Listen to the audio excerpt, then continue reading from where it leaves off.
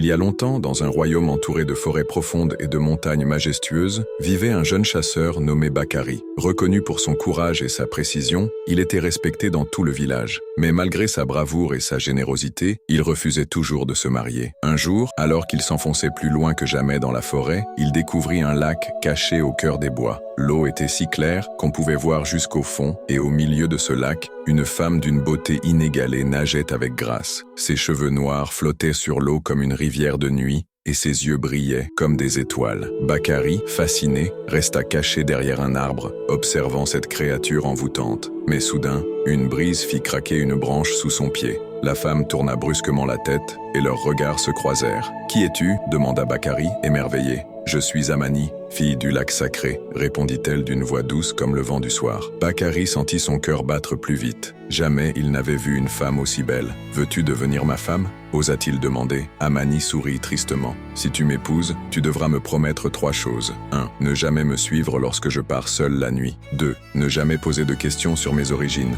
3e. Ne jamais me forcer à manger du sel. » Fou d'amour, Bakari accepta sans hésiter et ramena Amani au village. Un mariage heureux mais mystérieux. Le mariage de Bakari et Amani fut célébré avec faste. Amani était une épouse parfaite, douce, attentionnée et d'une sagesse impressionnante. Elle connaissait des remèdes que personne au village n'avait jamais vus, et sa voix, lorsqu'elle chantait, apaisait même les plus coléreux. Mais quelque chose intriguait les villageois. Amani ne mangeait jamais avec eux. À chaque repas, elle trouvait un prétexte pour s'éclipser. De plus, chaque nuit, elle disparaissait sans un bruit. Bakari, respectant sa promesse, ne la suivait pas. Mais avec le temps, la curiosité devint insupportable. Un soir, il fit semblant de dormir, puis sortit discrètement de la case. Suivant les traces d'Amani, il arriva jusqu'au lac où ils s'étaient rencontrés. Ce qu'il vit le glaça d'effroi. Sa femme était agenouillée au bord de l'eau, trempant ses pieds nus. Mais peu à peu, ses jambes disparurent, remplacées par une queue scintillante, couverte d'écailles brillantes. Elle n'était pas humaine. Bakari recula,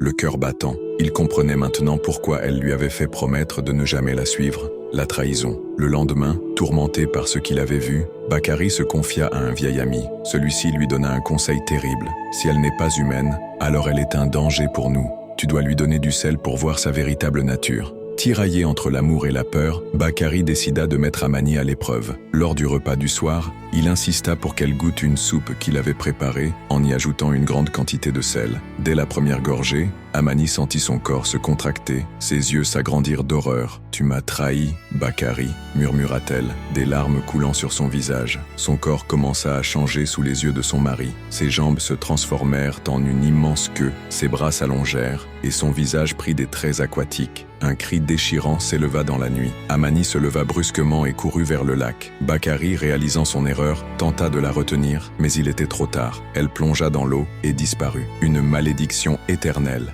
Dès cette nuit-là, le village ne fut plus jamais le même. La pluie cessa de tomber, les récoltes se fanèrent, et les animaux fuirent les environs. Chaque nuit, au bord du lac, on entendait un chant triste, celui d'Amani pleurant son amour perdu. Quant à Bakari, rongé par le regret, il passait chaque soir au bord de l'eau espérant qu'un jour, Amani reviendrait, mais elle ne revint jamais. Et ainsi, on raconte encore dans ce village qu'il ne faut jamais briser une promesse, surtout lorsque l'amour et la magie s'entrelacent.